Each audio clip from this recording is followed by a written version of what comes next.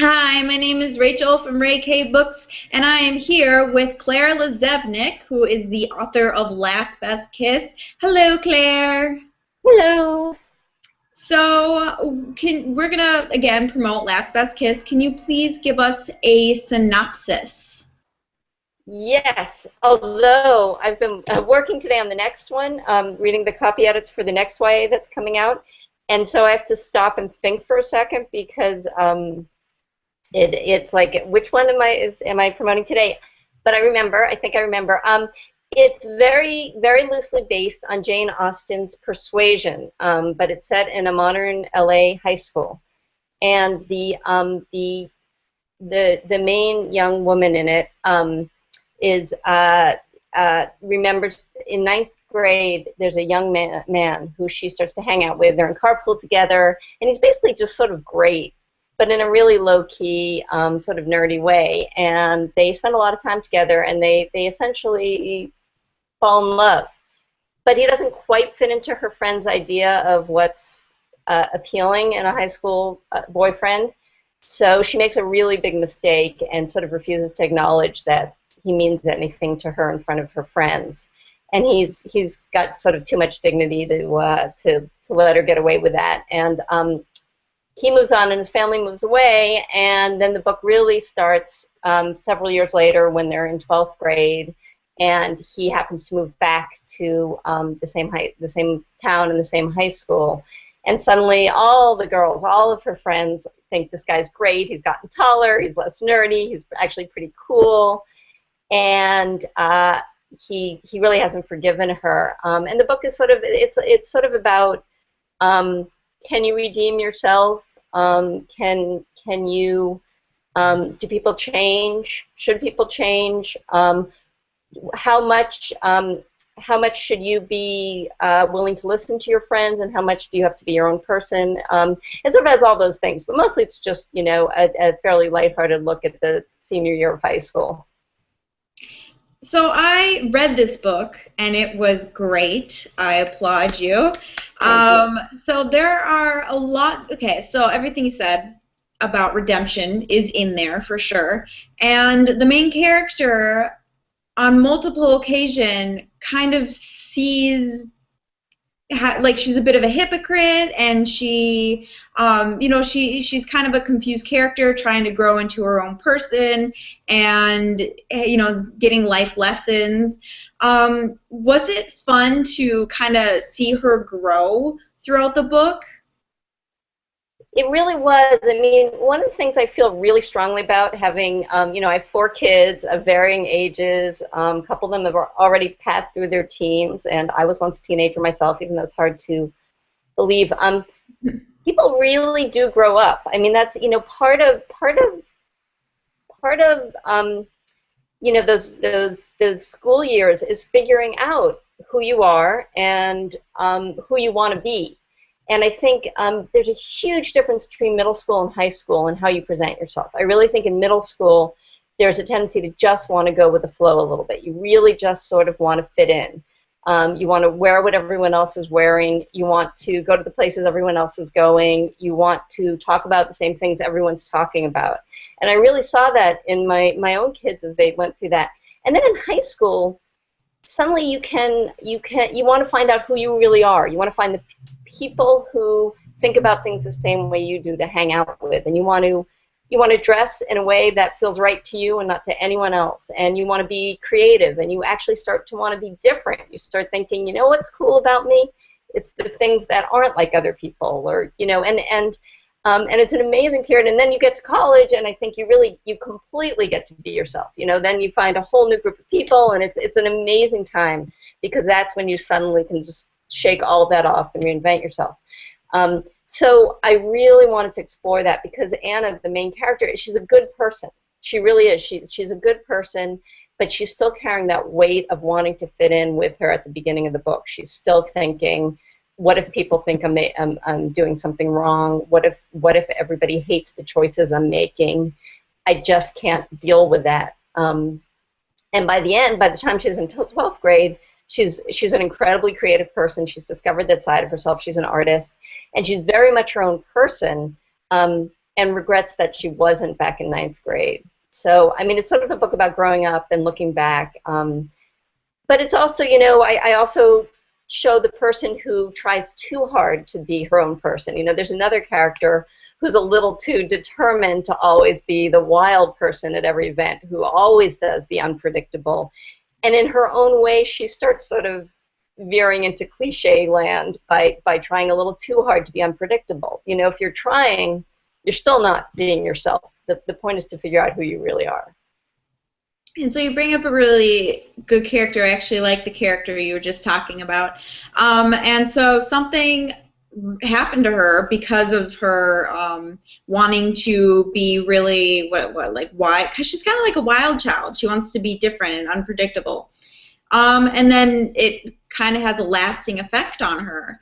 How do I ask this if it's not spoiler? How about this? She's in somewhat of an accident, and her personality changes. Do you think that's because of the accident, or because she said I should change myself? It's a good question. And you know, what's really funny about this character to me and the way she evolves is I still think there's something a little cliched about her at the end. I mean, I think she's still looking for she's still trying to fit into a certain type. It's just a different type than she's fitting in. And I like her too. I mean, she's a very likable girl, and everyone likes her because she's very likable. But I do think she's still a little bit maybe silly in a different way at the end of the book. I think, you know, I think she finds a way of being that she likes better. I think that is really what happens. I think the accident just exposes her to to a new person who she really likes, who changes the way she thinks about things.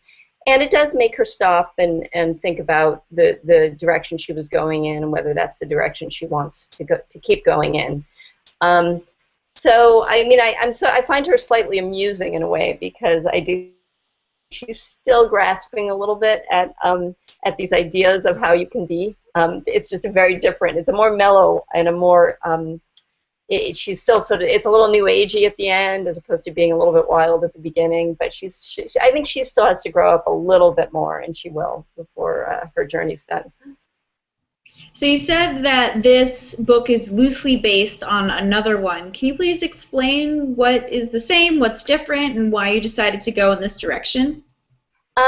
Well, Jane Austen was a writer in the 19th century who wrote, you know, her most famous book is Pride and Prejudice. Mm-hmm. And the very first YA novel I did, Epic Fail, is loosely based on that. And that's her most famous novel because it's such an amazing love story. It's, you know, it's sort of the classic. Now everyone sort of tries to do versions of this where the man and the woman meet each other at the beginning and they can't stand each other and then gradually fall in love. And that's sort of, you know, you can now say, well, that's become a cliche in romantic novels. But she did it first, and she did it best. And she wrote, I think, 6 novels. She died young, so unfortunately she didn't write more than that. And her novels have this amazing universal appeal. There's something in each of them that's still so true today, even though our lives have changed so completely from the 19th century. So it's been really fun for me. I sort of look at my books as, you know, as sort of a gateway to people who want to read Austen but maybe haven't been exposed to her. They're a tribute to her, and they're also, I hope, a lot of fun in their own right because they're good stories. So the original novel that she wrote was called Persuasion, and in it, it's really about a young woman who turned down a marriage proposal from a man she was very much in love with, very much wanted to marry, because a friend of the family says to her, he's just a sailor, he'll never amount to anything, and you come from a good family, and you can't hook your life up with this guy's forever. So she turns him down, regrets it continually, and then when he comes back and he's been made a captain, he's very successful, all these other young women would love to marry him, and so her original emotional regret is compounded by this very practical regret that it would have been a good choice. So obviously, you know, all the stuff about marriage and sea captains and all that kind of thing, you know, don't, you know, really work in today's world. But that basic feeling of saying, I wish I had made a different decision, I wish I hadn't let my friends influence me when in my heart I knew what was right, that to me felt very modern, very universal, very eternal. So it was fun moving it. I instantly saw, of course, at what age in your life do you let your friends influence you more than in, eighth, ninth, 10th grade? That's when all your friends have to do is like roll their eyes and say, really? You think he's cute? And suddenly you're like, oh, maybe I'm wrong. Maybe he's not cute. Maybe I don't like him. So I thought it actually worked very well in a modern high school setting. So, do you think that people should get a second chance? Like the books you're talking about and everything you're saying, do you think that they deserve it? I mean, yes, they made a mistake, but some people would say, I don't want anything to do with you now. What do you think of that? Well, it's funny because that becomes a debate in the book itself, not just with the main storyline, but I have a secondary storyline about Anna's sister is gay, and she has a girlfriend, and they go to see the girlfriend's family, and the family treats her really badly and essentially kicks them out of the house. And her girlfriend doesn't defend her. She doesn't stand up to her parents and say, this is someone I love, you have to be kind to her. She lets her parents treat her badly. And so this becomes another story in which someone has behaved badly. And Anna finds herself debating whether her sister should give this woman another chance or not with the guy who she mistreated, and finds to her sort of amazement that they're arguing the wrong sides. She's arguing that once someone has done something bad, you know who that person is now, and you're done with them. And her former boyfriend, who was done with her when she mistreated him, is suddenly arguing maybe people deserve a second chance. Things are hard. That was a little bit of the hypocrisy I was talking about. How she said, "But you should do this," but she did it. You know what I'm saying? So you put up the point I was saying. So, yeah, I was gonna go off of that. There was another question I had. Okay, never mind. Continue talking. No, I'm glad for it.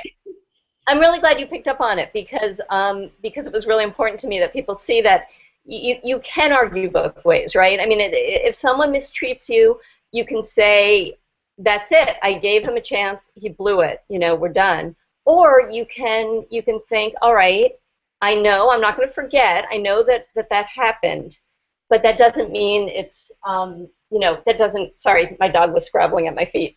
This is Lula.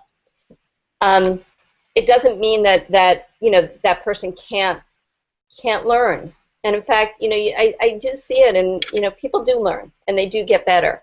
If they don't get better, if they don't act right a second time, then I think then you see a pattern. But I think everyone makes mistakes, and everyone deserves a second chance. That's what I think personally. So, who's the little puppy that you're holding? This is Lula. She was a rescue from a shelter where my daughter worked.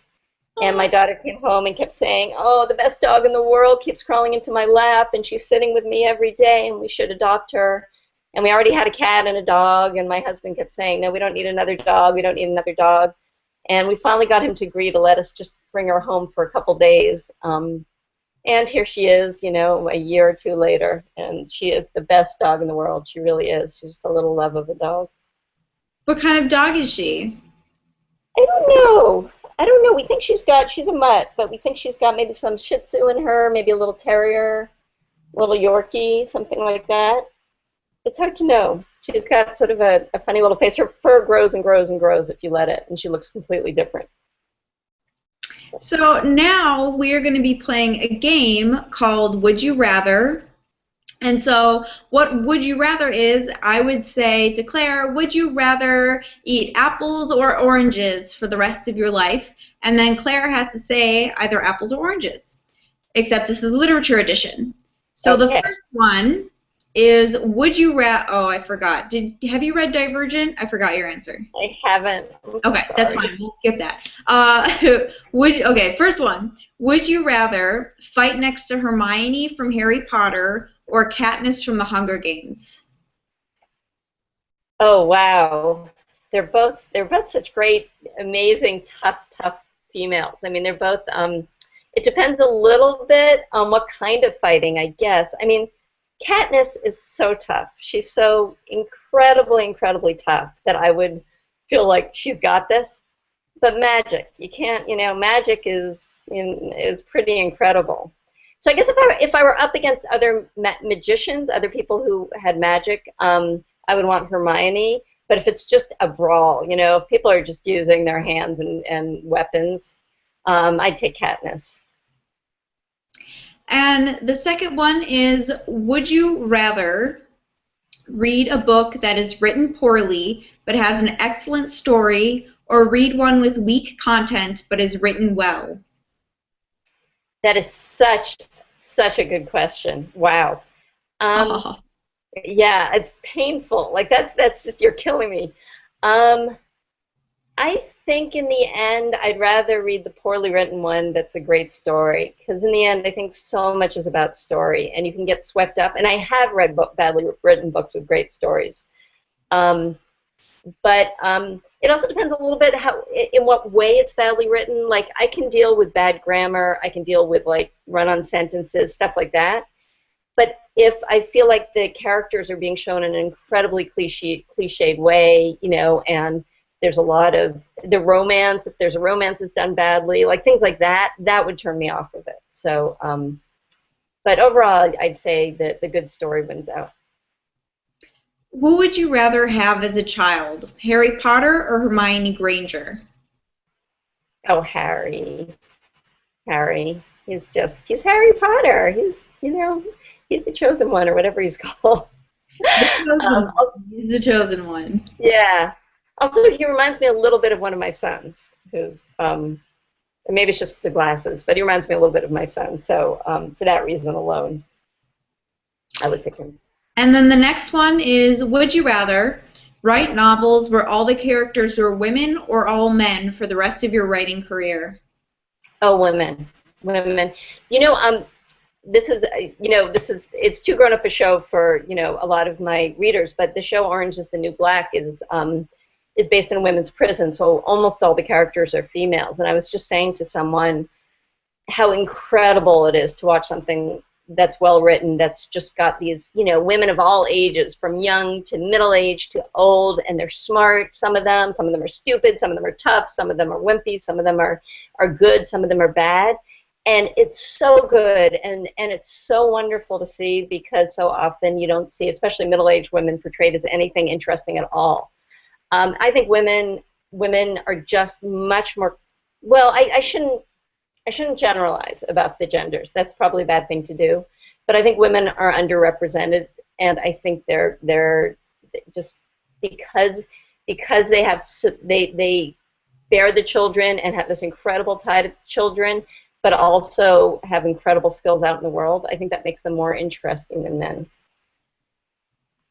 Would you rather only write your books in trilogies or standalones? Well, so far I have only written my books in standalones, so I guess I've sort of made that choice. I think you have to have a great story to have it span three. I mean, not just a great story, but like a lot of content to span 3 novels. And I don't think everyone can pull that off. Sometimes it really feels like you're getting into repetition, or it could have been done a lot faster. There are a few people. I mean, Suzanne Collins did an amazing job writing 3 books, and J.K. Rowling did an amazing job with 7 books. But in general, I think if you can make a really fast-moving, tight, good standalone, that's the way to go. I love how your dog is just chilling in your arms. This is just like, yeah, she's just chilling there. She would stay here all day if she could. This is who she is. That's so cute. I know, but I start swaying because it feels like I'm holding a baby, and that's I can't help but sway when I have a baby in my arms. Okay, so the next one. Would you rather write a book without using conjunctions, or have every sentence of your book begin with one? Have every sentence begin with one. I think in the end, it would be really hard to do the other. Would you rather write a plot twist you hated, or write a character you hated? I guess it kind of See, I'm sorry. I know I'm not supposed to keep doing these depends things, but it's really hard because a character I hate. Do I hate the character because the character is a jerk? Because that can still be fun to write. You can hate the character in that sense. But if you just mean like I hate the way that the character feels fake to me, feels cliched, something like that, that would be really miserable to do, and I wouldn't want to do that. But then again, I wouldn't want to do a trite, cliched plot point either. On the other hand, the plot point you could do really quickly and just get it out of the way, and the character you're stuck with throughout the entire book. So I guess I'd have to ultimately come down on the side of the plot point. And then, would you rather a super successful movie be made from one of your books or a long-lasting television series? I think the movie, because, I mean, both would be fantastic, and I'm not saying no to either. But the movie, if it's got a better chance of staying faithful to what I've written from beginning to end. Although the one time I had something adapted to a movie, it got changed a lot. But let's assume that it's fairly faithful. Whereas a long-term TV show in the end changes so much that by the end of it you don't even really recognize, what you started with. And it might be great because sometimes they do a great job, but it might also be really painful to feel the loss of control. So I think I'd go for the movie. And then the last question is, would you rather critics rip your book apart publicly or never talk about it at all? Never talk about it at all. I'm really thin-skinned. And even though, there is this sort of any publicity is good publicity, and I think there's actually some truth to that, I think it would just devastate me too much. I think reading really negative things would just be too painful. So ignoring it, I can deal with.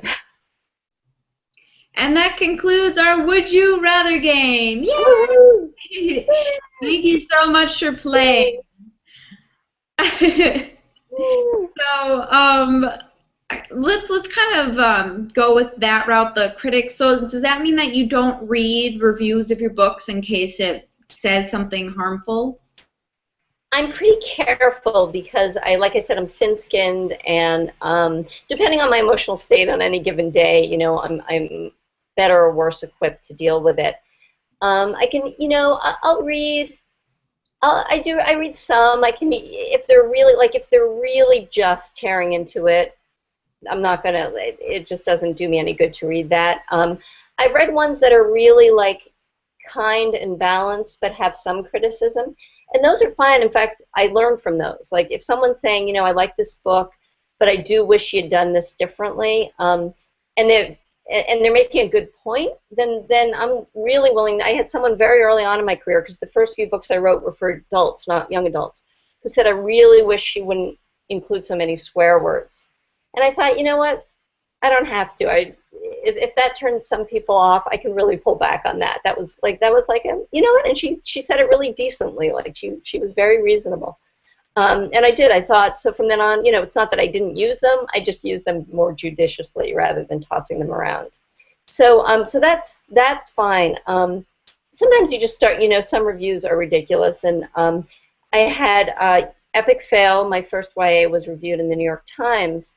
And I think it did help it, that more than hurt it. And it wasn't a terrible review. It was sort of a, she felt, she was an odd reviewer and sort of put out this theory that she didn't think teens would find it all that interesting, and she turned out to be completely wrong. So I was very lucky with that one, that she was wrong, and I think a lot of adults reading the review thought, well, this sounds kind of good actually, and bought it. So it was actually a helpful review to me.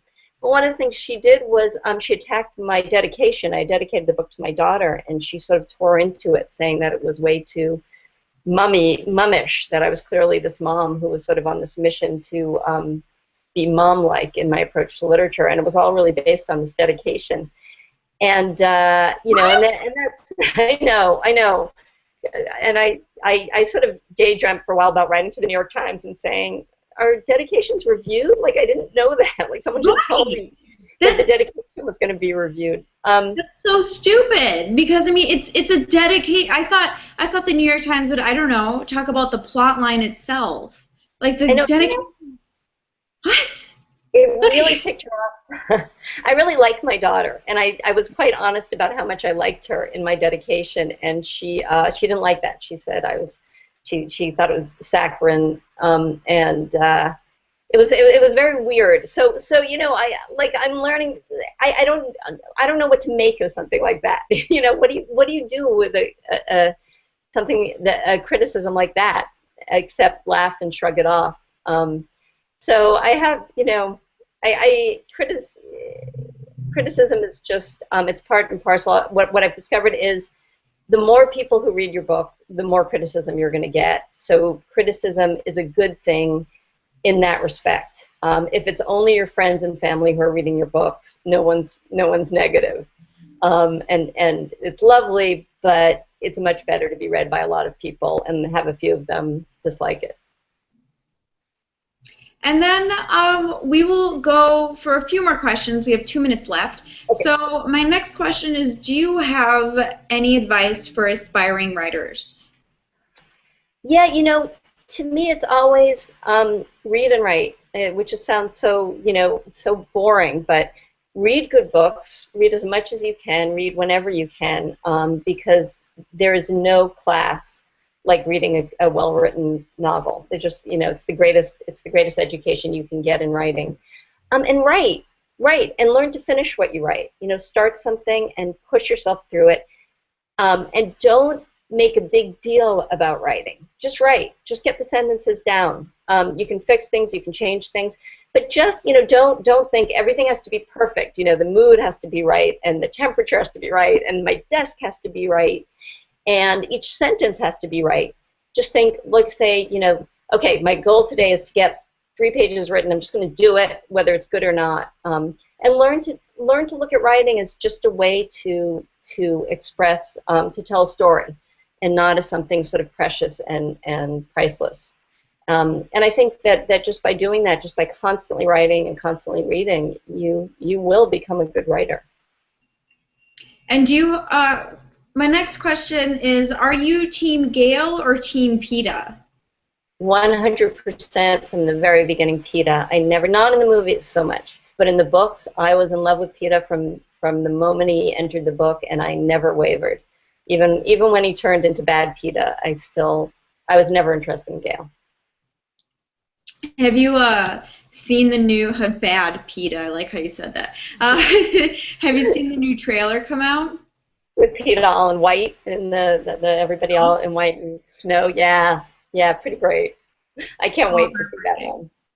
I know. I was so sad. I'm like, Peeta. I know, that was horrible. I have to say, that moment when he comes back, just devastating. But I had faith in Peeta.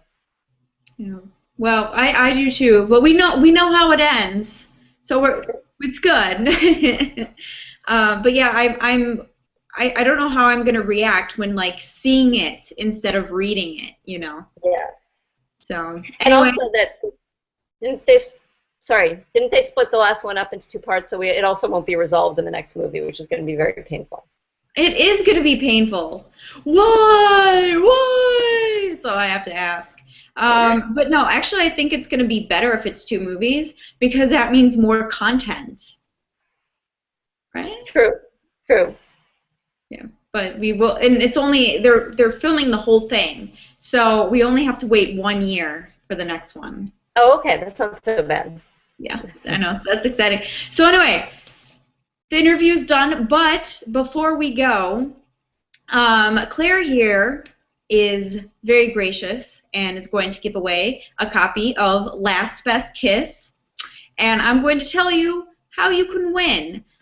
This is for USA only, and it will end the 31st, so next Thursday. And in order to win, this live chat is going to become a YouTube video. And when it becomes a YouTube video, I want you to comment on that video. And the second thing you have to do, this is optional, is to follow Claire on Twitter, and I will put her username in the description so you don't have to Google it. And comment with your username so I can verify the entry. So I know that you aren't cheaters. So that's it. Thank you so much, Claire, for doing this. I had a really good time. Thank you. This was a lot of fun. This was a really cool interview. Thank you. All right, bye-bye. Bye.